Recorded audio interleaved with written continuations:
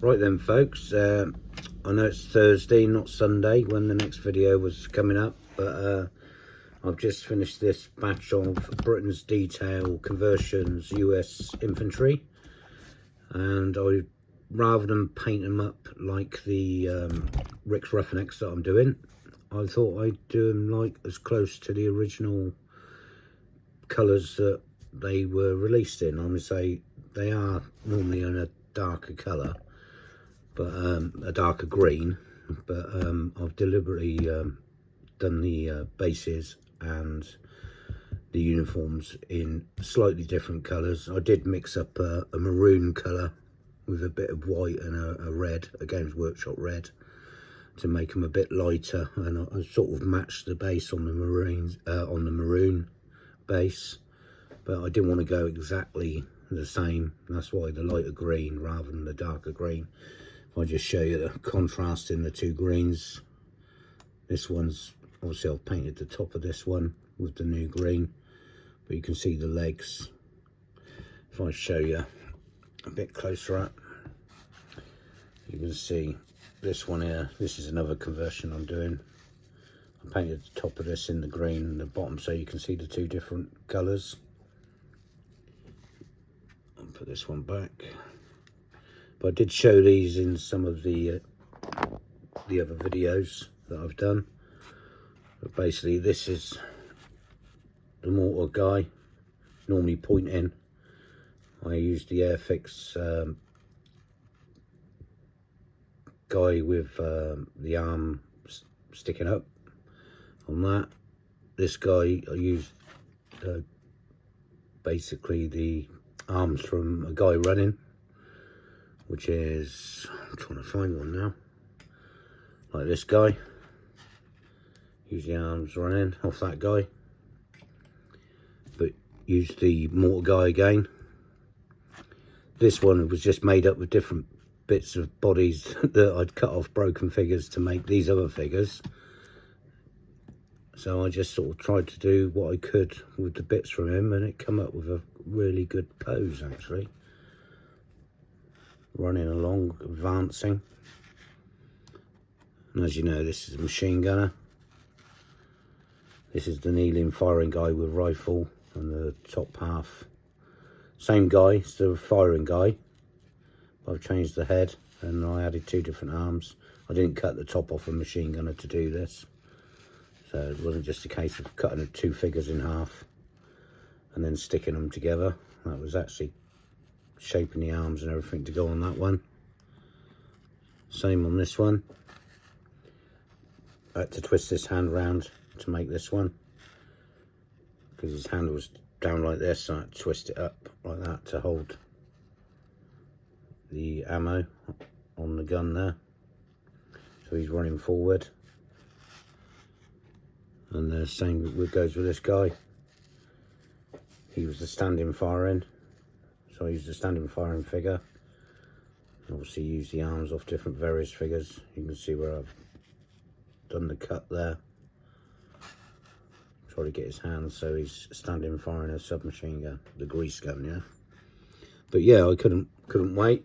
I've just finished them today, so I thought I'd post them up. I'll just quickly show you some other figures.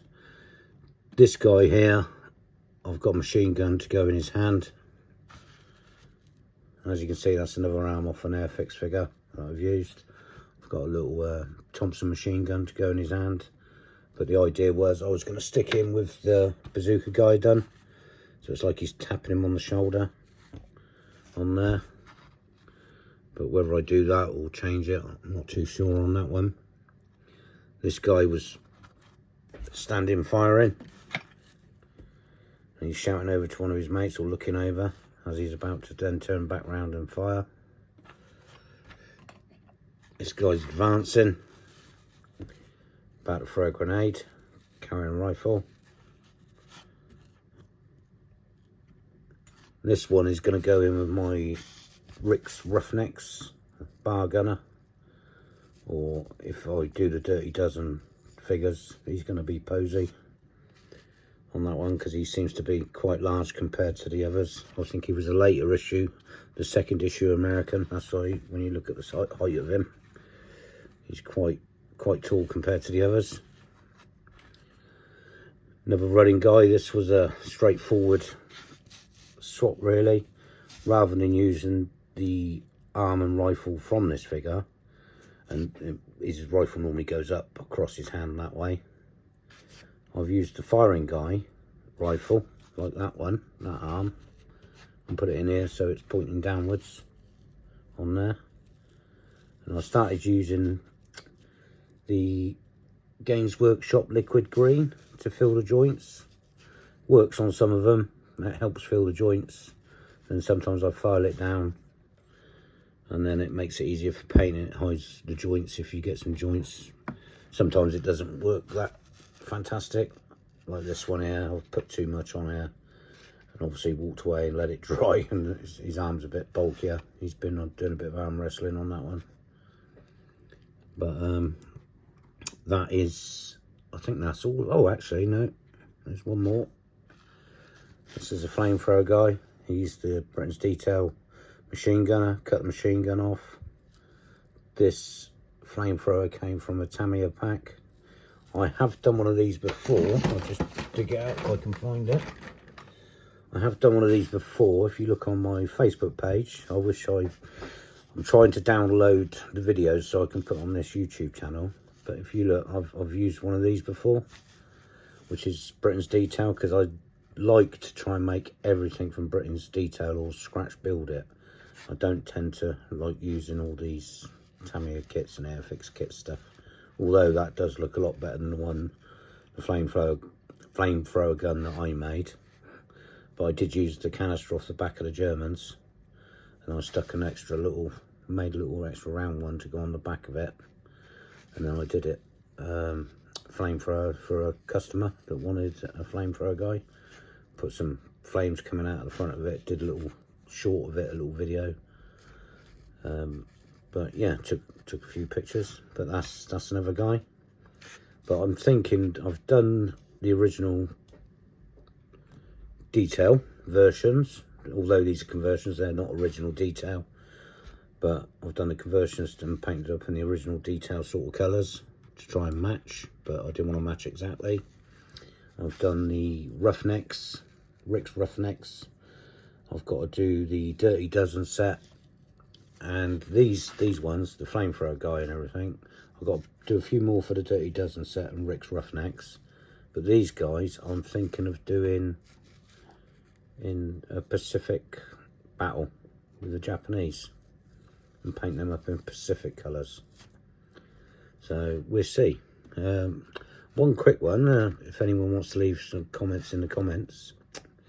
I've got a bit of varnish and I think it's too shiny. I was going to paint up, varnish coat some of these, but I don't think it looks right. Looks better without the varnish on, because I was trying to get the green a bit more shinier like the original green.